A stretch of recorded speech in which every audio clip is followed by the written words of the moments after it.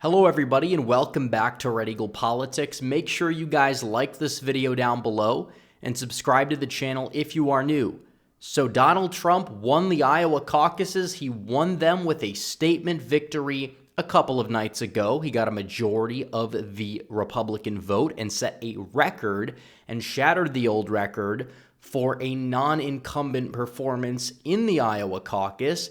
And now he's kind of clearly going to be the Republican nominee. He's picking up endorsements. He got the Ted Cruz endorsement. He's getting endorsements left and right. All of the people, at least that have half a brain, that are working with these other campaigns are kind of understanding that Donald Trump's going to be the nominee at the end of the day, even if they were delusional before. And Donald Trump also has picked up the endorsement of Vivek Ramaswamy, who has dropped out of the presidential race, campaigned with Donald Trump yesterday in the state of New Hampshire, where things are expected to be a little bit more competitive. However, Donald Trump, with a statement victory in Iowa, he has used this to build a great deal of momentum, full speed ahead to New Hampshire, and now he is surging overall and uniting the party behind him. And you're seeing this here because even though New Hampshire is supposed to be the most contested race, Donald Trump in two polls today that were released is cracking 50% of the vote or more, and Nikki Haley just isn't quite able to be catching up. And then Ron DeSantis, he is down there. In some polls, he's below the undecided amount. It is so over for DeSantis. We're going to be talking about all of this and more. But first, I have to tell you guys about my very good friends over at Patriot Gold, because gold has soared past $2,000 an ounce. Wars overseas and rate cuts on the table are fueling gold's meteoric rise. CEOs of JP Morgan and BlackRock pointed out similarities to the 70s. In 1979, we had the Iran hostage crisis, war in the Middle East, and stagflation, where gold went from $158 an ounce in 1974 to $850 an ounce in 1980. Meanwhile, our national debt is skyrocketing. In 2010, our debt was $13 trillion. Gold was $1,000 an ounce.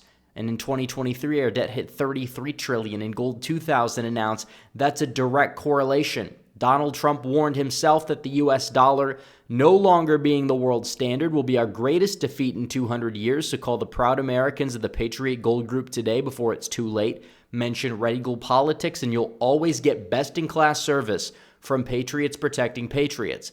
They are Consumer Affairs top-rated gold IRA dealers 7 years in a row.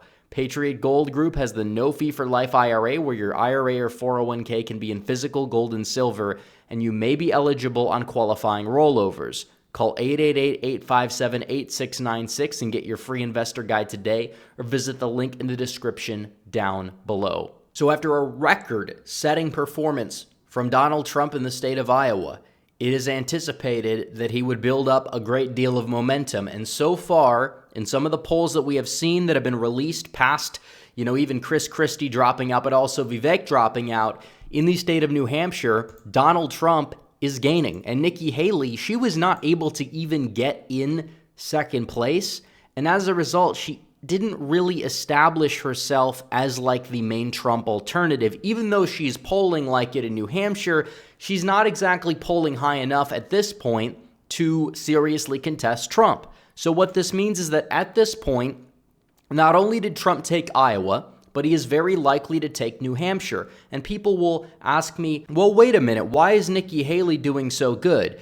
And the real answer to this question is because Democrats, maybe not registered Democrats, but a lot of Democrats or Democrat voters in a general election who identify as Democrats but are registered as independents or they're not affiliated with a party, these people don't have a Democrat primary to vote in that's going to be seriously contested, so they want to do what they can do to stop Donald Trump. Now, back in 2016, it was a little bit of a mixed bag because you had a lot of Democrats do the same thing and cross over. Some of them thought that Donald Trump would be easier to beat than somebody like a Marco Rubio or some of these other candidates, for example. Well, Donald Trump proved that he won anyways and probably was more electable than the majority of the Republican field was back in 2016. But still, he was kind of an unknown quantity. You had some people that were voting for John Kasich. That's why John Kasich did so well there. But yeah, you did also have some crossovers that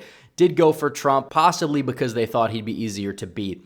And while you will see this terminally online narrative mainly coming from the DeSantis campaign about how Trump can't win, he's unelectable, well, they're trying to beat him with Nikki Haley because they know they can't beat him likely with Joe Biden at this point. I'm not saying that things can't happen, but they see the writing is on the wall, and a lot of Democrats want to stop Donald Trump from winning the primary because they know he can win a general, and they want to sink him now.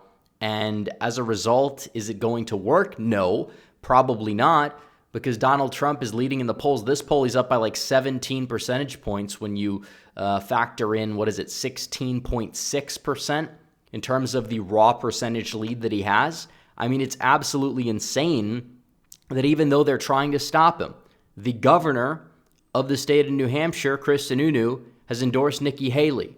All these mega donors are lining up supporting Nikki Haley that are courting these left-leaning independents to turn out and vote for her in the New Hampshire primary. Is it going to work? No, it's likely not. And we thought for a while it could be competitive, but especially now that Vivek has dropped out and a lot of his support base has gone directly to Donald Trump, Donald Trump will likely go out there and put on another masterclass performance. He's probably not going to win the state of New Hampshire by 30, but is he going to get close to 50, 51% in an electorate that you will have a lot of these crossover left-leaning independents voting in? Yeah. And that will doom Nikki Haley. She's hoping for a respectable performance where she gets a closer second than expected in reality at this point, because it doesn't seem as if she is going to go out there and get that victory. And then she's going to be probably shellacked in Nevada. She will be shellacked in her own home state of South Carolina, even if it is by just like 20, 25 points.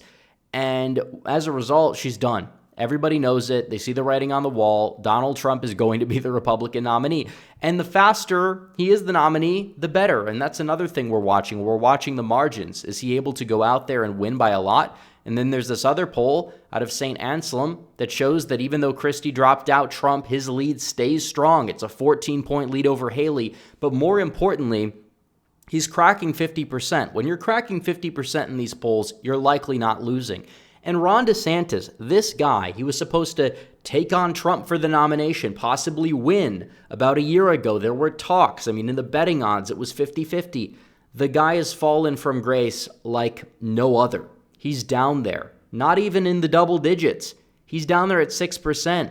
He's not just 30 points behind Trump anymore. He's like 50 points behind Trump, and he's over 32 points behind Nikki Haley, of all people. He went out there in Iowa, and he exhausted all of his resources for a distant second place, the consolation prize, the participation trophy. He got 21.2% of the vote in the state of Iowa.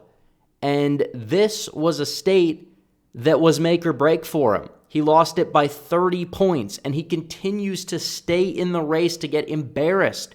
And there are talks about him staying in until Super Tuesday. It's like the guy can't even break 10% in New Hampshire in a three-way race. He can't do it. He's the odd man out here. There's no reason for him to stay in the race. What is his path forward? Because I just don't see it.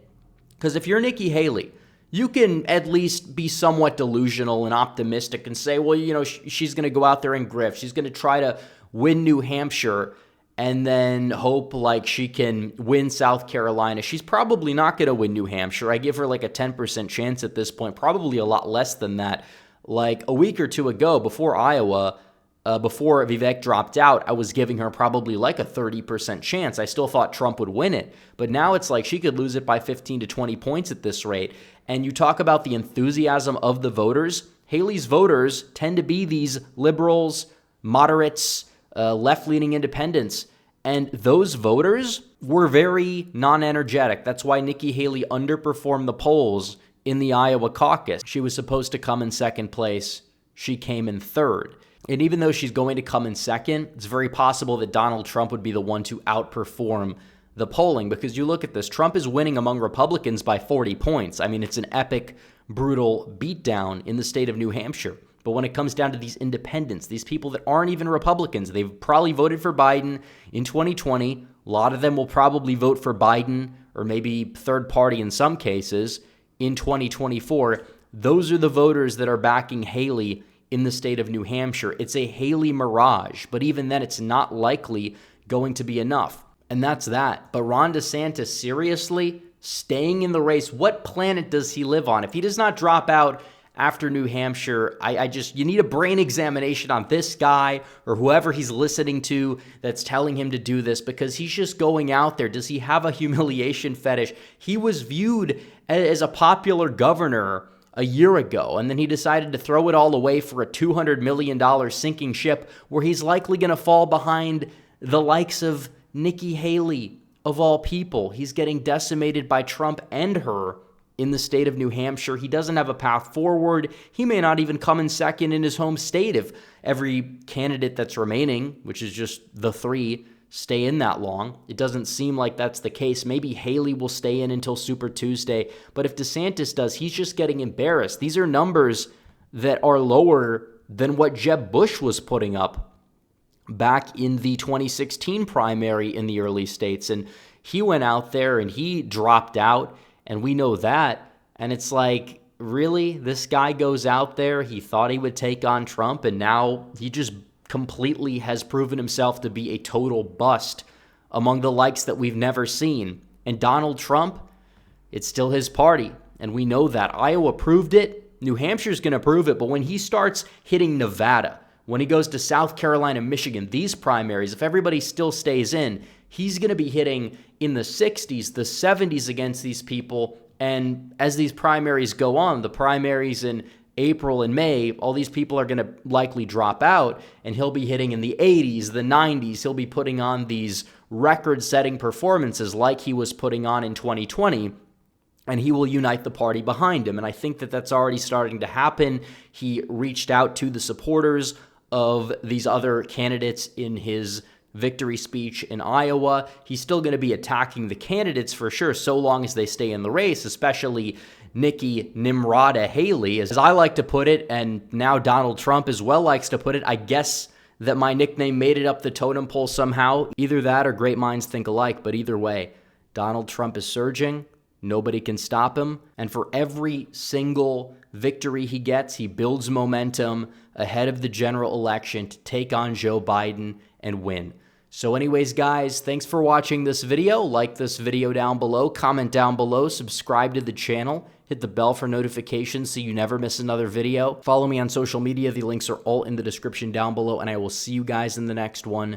Red Eagle, out.